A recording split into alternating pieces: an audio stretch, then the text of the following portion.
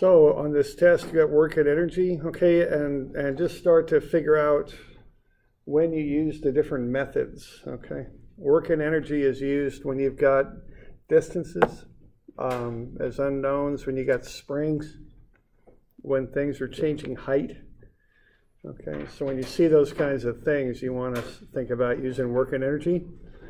You got the three forms of mechanical energy that we deal with: potential energy, springs, and kinetic energy. Work is quite often friction or something like it. Wind resistance can be work. Friction is very common.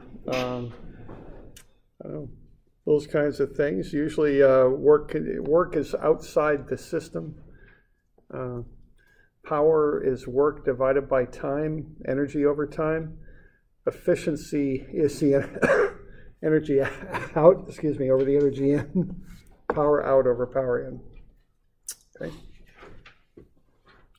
Impulse and momentum I think about when I've got a collision or some interaction between two objects where one affects the other, where A affects B and B affects A. Okay. Now, collision is a vector. Work energy is not, but momentum is a vector. So you got to handle it that way with X and Y components. We got the coefficient of restitution there. Angular momentum involves objects that are rotating. Even so, the term in angular momentum is V for velocity, meters per second. Okay. So when I see collisions and I see things rotating, I start thinking about momentum. We've got these different equations we use for rotation. Wheels that roll without slipping. The velocity at the bottom of the wheel right there is 0 for that one instant. Relative velocity, you'll see a linkage problem on this test. Okay. All right, and there's a linkage problem. So are we okay with doing this? Do we got any questions on this type of problem here? The steps to doing this, if you're going to do it geometrically, draw a sketch. That's a right angle there. So if you were to do this geometrically, you don't use 56 degrees, you use 34, okay? So if you're doing it geometrically, you take 90 minus the linkage angle to get the velocity vector angle, okay? So you'd get VB, and that would be, what, 1.8? That's radians per second times the length. What do I got for units there? It looks like I'm in meters. So we got 0.08 meters. And what? Cosine 34i. And that would be a minus because it's going to the left, and then plus 1.8 radians per second, 0.08 meters, sine 34. J? So there's VB if you do it geometrically. You all okay with that? So minus X plus Y. Don't use the 56 degree angle, use 90 minus 56 for 34. Okay.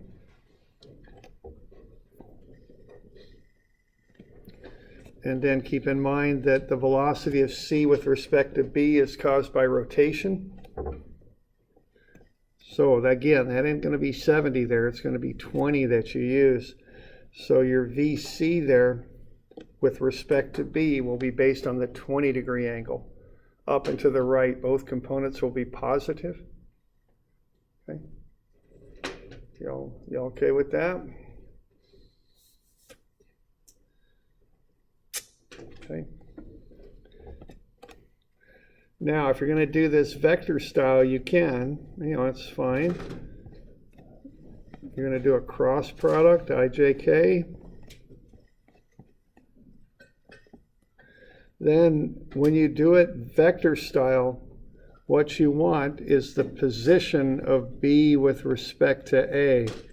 Now, when you do this, you do use the angle you're given.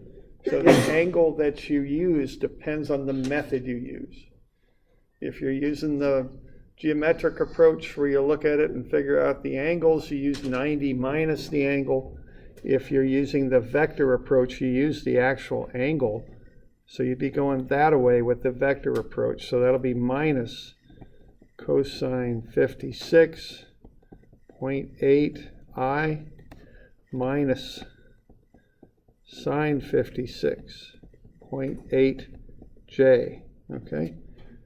So that's what'll go in here for the vector. So when you do the cross product there, you're going to have 0, 0, and then the rotational vector is a k vector. That one's going clockwise, so that'll go in as a minus 1.8. Okay, yeah.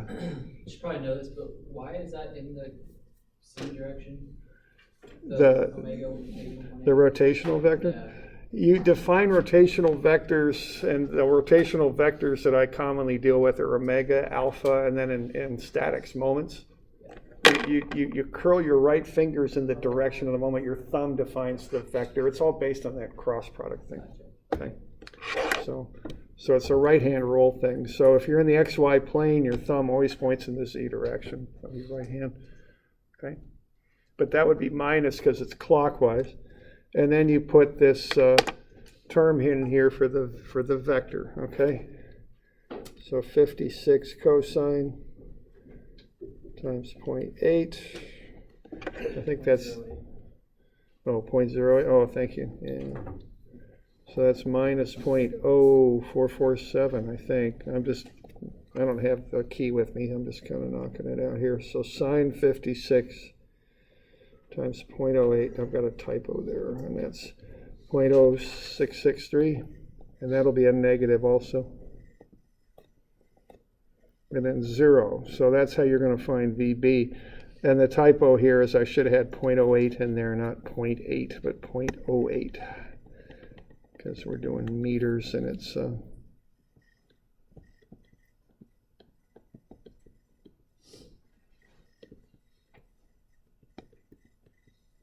there we go. Okay. And then you just do that cross.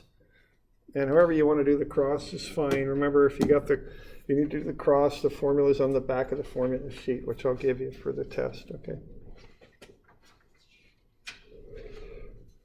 All right. Any questions on doing these? Okay.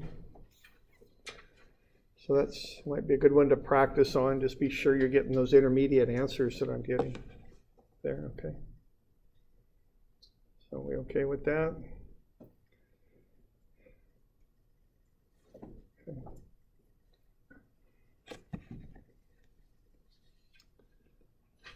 All right. Okay, the next one there, we're going to take a spring plunger and shoot a block up a ramp. These days I'd have a north arrow, or an up, not north, up. An arrow like that, just to be real clear, that's in the vertical plane, so that thing's being shot up a ramp. So I see a few things here. I see a spring, I see the fact the block is being shot up the ramp, and I see a height as the unknown, a distance. So all of those are leading me to think about using work energy, okay? So if you use work energy on that thing, you know, you're gonna do the preliminary work there first. The weight of that mass there is 14.72 newtons. Okay, now what you've got two different variables, the height and the distance up the ramp. You have to use both of them. You only want one unknown in there, so you want to relate them together. So the distance, the angle distance up the ramp times the sine of the ramp angle is the height. So you can work through the calculations on there and get the distance as a function of the height. Because what you want there is how high it'll go. H is the unknown, the variable you want to solve for. So the distance is 1.887 times the height. Okay.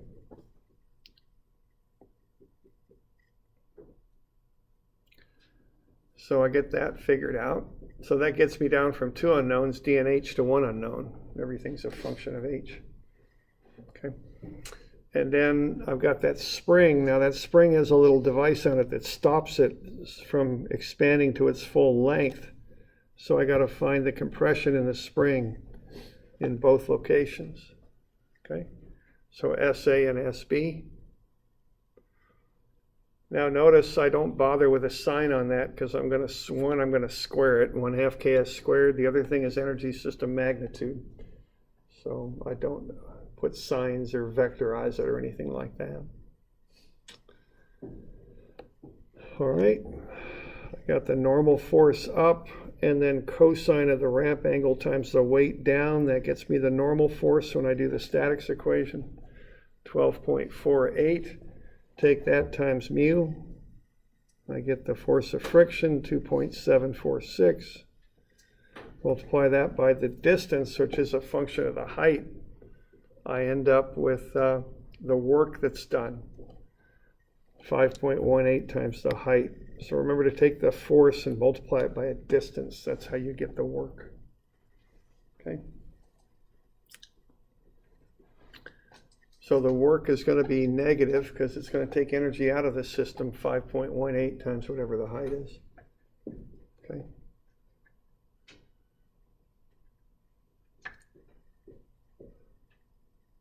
So this is all just stuff that I'm doing before I set up a table, which I'm going to do. But this just gets everything lined out so I can plug all this stuff into the table. Okay.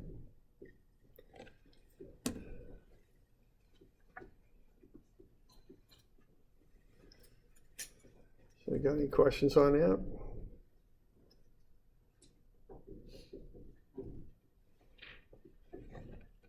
Okay.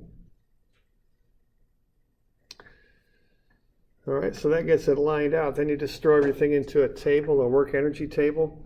You're going to have A and then B and the work in between. And you're going to have potential energy, spring energy, kinetic energy. And you just plug everything in, okay? So the rest of this is just kind of the basic process that you do.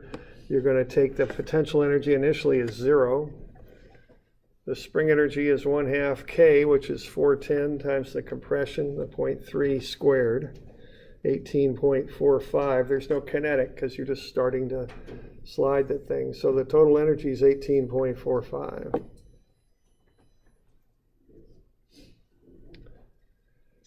And then you got the work, which is negative.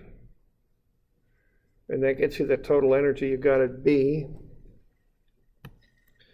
And then you've got the potential energy, the weight times the height, with H being an unknown. And you got spring energy too, because that spring was not allowed to expand to its full length. The system is the spring and the block both. So that's 5.248. So you got 18.45 minus 5.18H is 14.72H plus 5.248, and it's just a matter of solving for H then. Okay.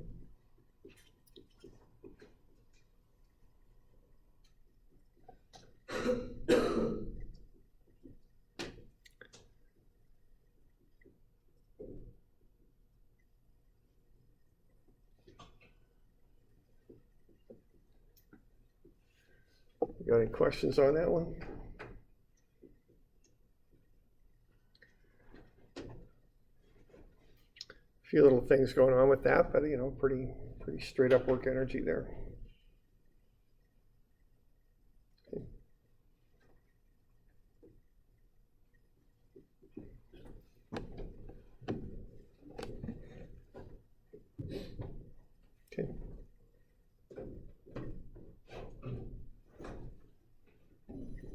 Okay. All right, the next one there.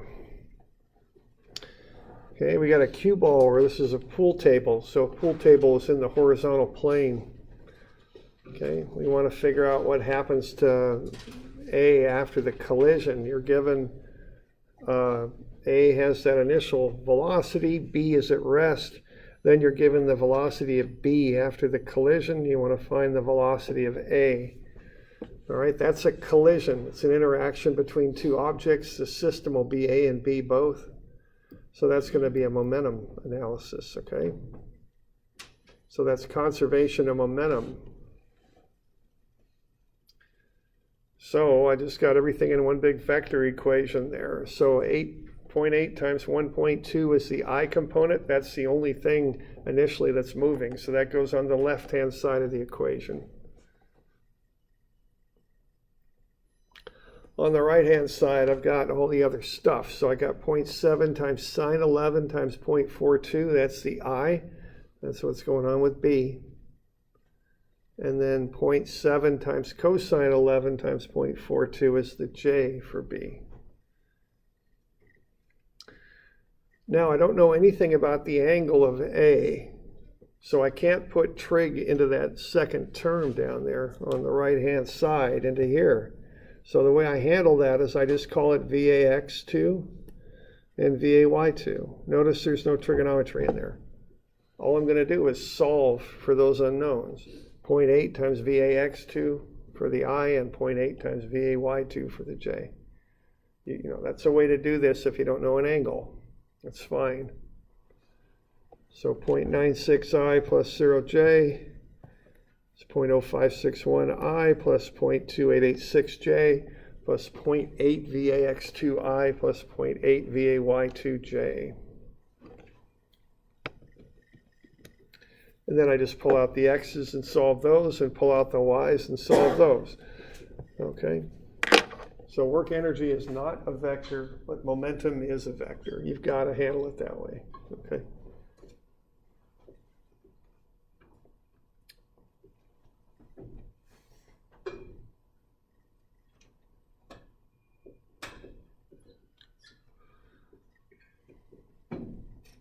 We okay with that? We got any questions on that? Okay.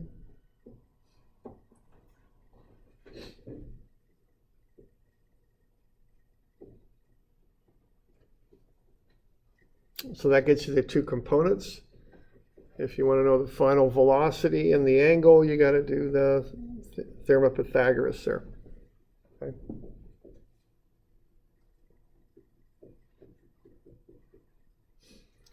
So you square root of sum of the squares would get you the final velocity of A, and an arctangent, if you need the angle, would get it for you, the angle. Okay.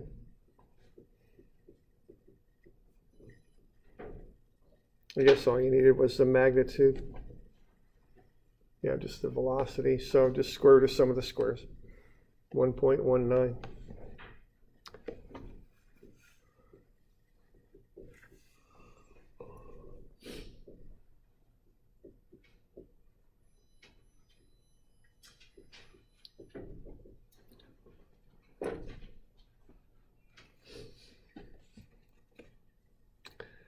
Any questions on that one?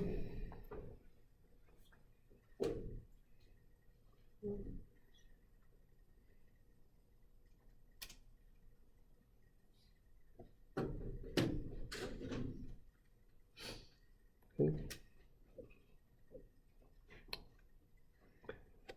Then the last one there, we got an object spinning on a flat table. There's a rope that connects it into the middle, about which it rotates. Okay. So that's occurring on a flat table. We got no friction. That's going to be an angular momentum problem. We got rotation. We're actually not pulling it in. We're feeding rope out, or cable, or whatever we want to call it. So we got that mass, 1.6 kilogram, moving at 1.2 meters per second. We're going to feed rope out, so the rope will be 1.1 meters long. There's no friction.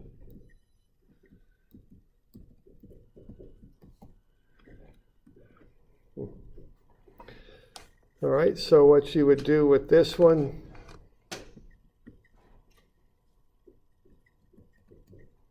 is just go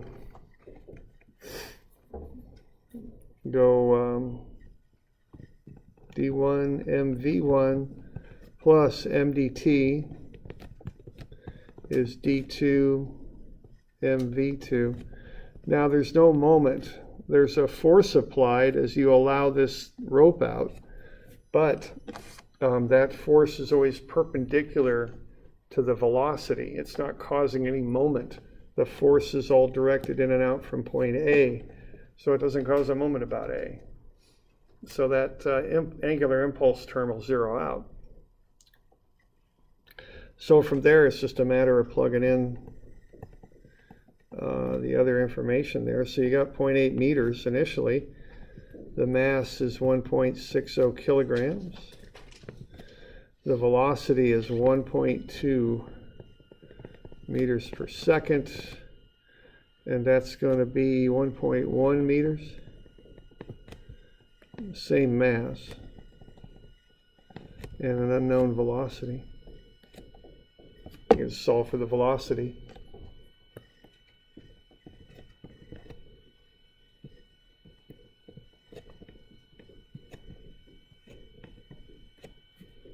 Yeah, okay.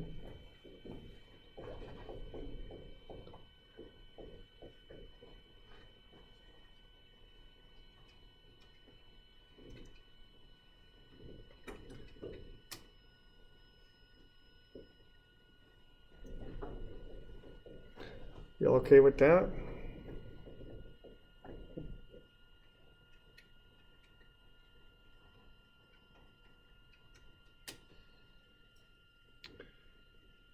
So that's just a few problems to review some of the concepts there. You know, keep the basic concepts in mind on this stuff that we use.